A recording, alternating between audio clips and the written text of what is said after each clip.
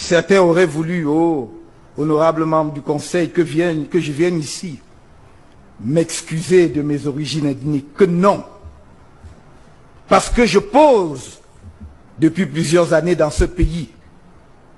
Qui d'entre nous a choisi de naître là où il est né?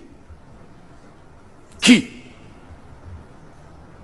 Il m'est arrivé au long de la campagne de dire, dites-le, dites-moi, au sud, si pour être Boulou, il faut passer un concours, dites-moi quel concours, alors je vais le passer pour devenir moi aussi Boulou.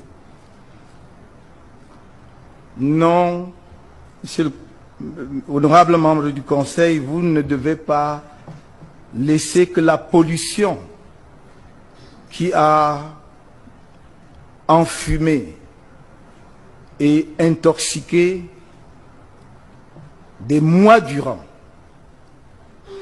la période d'avant la campagne et celle pendant la campagne, encore plus postérieurement à la campagne, étouffe notre cher et beau pays.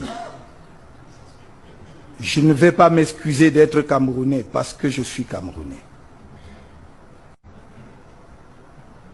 Par le tribalisme orchestré par les services de l'État qui instille la haine dans les veines de la société camerounaise pour détruire le vivre ensemble, la cohésion nationale et ultimement notre nation si fragile, sans que ne bronche le candidat président sortant, la preuve est faite que la volonté du candidat Biya Paul de se maintenir au pouvoir par tous les moyens et à tous les prix et au-dessus de toutes choses, y compris du Cameroun même. Car je ne peux pas comprendre, Monsieur le Président du Conseil constitutionnel, honorable membre, que le Président de la République se taise devant ce déferlement de haine. Où allons-nous avec le repli identitaire? Qu'il se taise, parce que ça fait partie de sa fonction constitutionnelle de garant de l'unité du Cameroun et n'interpelle personne, ni de hautes personnalités de l'État qui se livrent à cet exercice dangereux pour notre pays, ni au service de l'État qui s'y prête. Je ne peux pas le comprendre.